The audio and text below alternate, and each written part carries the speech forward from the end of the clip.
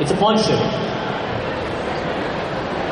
But around the same time, the character designer Sadamoto also did these designs for a motorcycle company. These sort of motorcycle girls that are also very similar to the plug suits that he designed for Evangelion. So he was doing very similar designs at that time that kind of showed up in 3 different places. In Nadia, in these motorcycle girls, and in Evangelion. I don't know if anybody noticed this. Does anybody ever notice how the plug suit has all the same elements of this angel's design on it? It's got the core in the same place. It's got this sort of neat kind of thing coming down the neck. The 2 little slits on the neck, like the 2 eyes on the face. The shoulder pads have the same gauges, the same plugs that are on the shoulders of the angel. Very similar designs going on in many places in Evangelion. There's tons of things in Evangelion where there's very similar things. And we can't do this without mentioning Mobile Suit Gundam.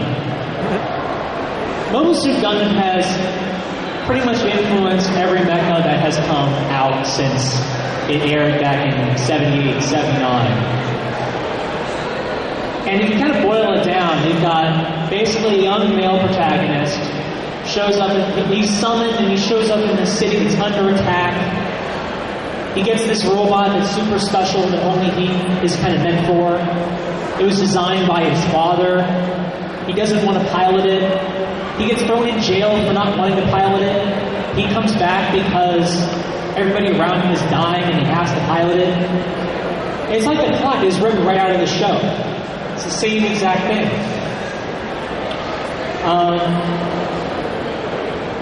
Another really big influence, and I doubt that anybody has actually seen the show. This show is really obscure. Has anybody seen Space Runaway Idion?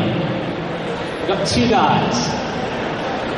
This came out a year after Mobile Suit Gundam in 1980, and the main thing about this show that's similar to Evangelion is its tone and the way everybody can die in the show, and everybody does die in the show. This show has like a really high body count,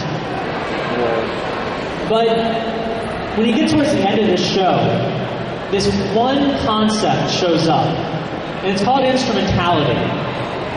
What? The difference between this show and Evangelion is that instrumentality succeeds in this show. In Evangelion, it doesn't. It gets blocked by Shinji. But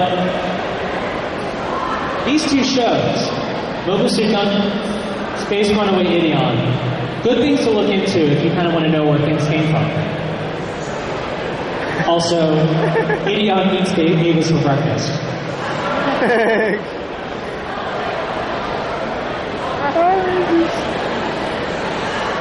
Super Sentai, also known as Power Rangers. Has this ever occurred to anybody? Raise your hand if this occurred to anybody that there's obvious Power Ranger stuff in Evangelion.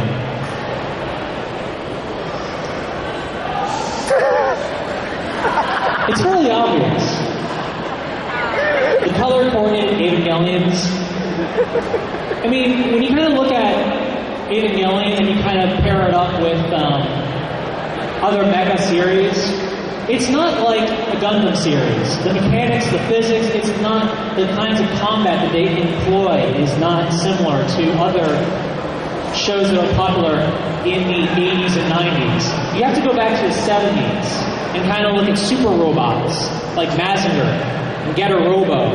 I mean, the Evangelions do backflips and cartwheels and somersaults. They jump over buildings, they fly through the air. I mean, the new movie, you've got Unit 2 just kind of having a whole battle in a free fall. You don't see that kind of stuff in Gundam too often. You see it in Power Rangers, you see it in Super Sentai. But there's also a really curious little color coordination that they use in the character designs in Evangelion. Ray's got blue hair. She pilots a blue robot. Asuka's got red hair. She pilots a red robot. Toji's got black hair. Toji pilots a black robot. Also, his suit has white and purple trim. What else has white and purple trim? Unit 3. Kaoru. He is the mass-produced Evangelion series. They have his personality. He's kind of got grayish white hair. They're white. Close enough. Now, this becomes problematic when you get to Shinji. Because Shinji has very clearly brown hair. However, Yoshiyuki Sadamoto, who designed him, frequently illustrates him with a purplish sheen to his hair. Time and time and time again.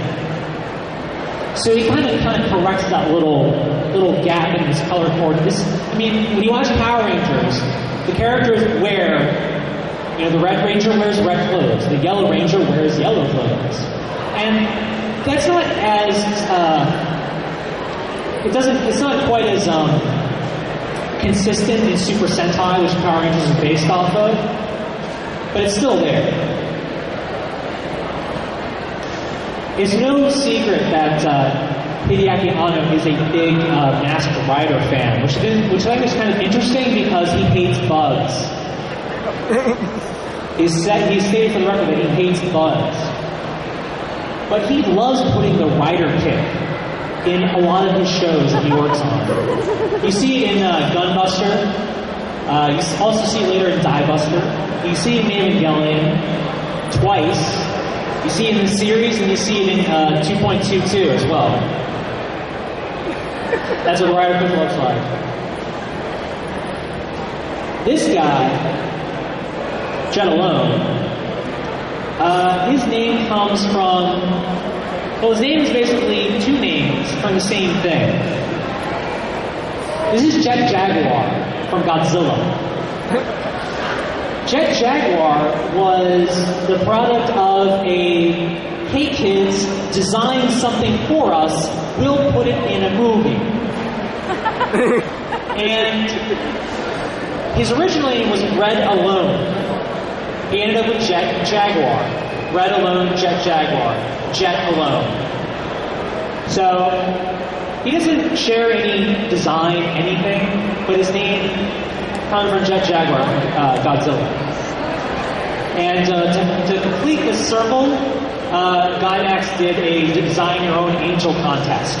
So if you've ever seen this illustration and wondered what episode it was from, it's an original design from somebody in Japan, possibly a kid, I'm not really sure. But then they basically took that design and made it into an actual illustration. One of the really good examples of where the physics and kind of how the world of Evangelion works comes from Ultraman. First of all, you'll notice the core on his chest, similar to the core of Evangelion. That's where some of his power comes from. It also indicates how much time he has that he can survive on Earth. In Ultraman, he's like this big, super amazing, awesome guy. But does anybody know what Ultraman's biggest weakness is? The Earth's atmosphere. How long did he exist in Earth's atmosphere? 3 to 5 minutes. What else has an operational parameter of 3 to 5 minutes? The Evangelions. He's a big fan of Ultraman, Hideaki Anno.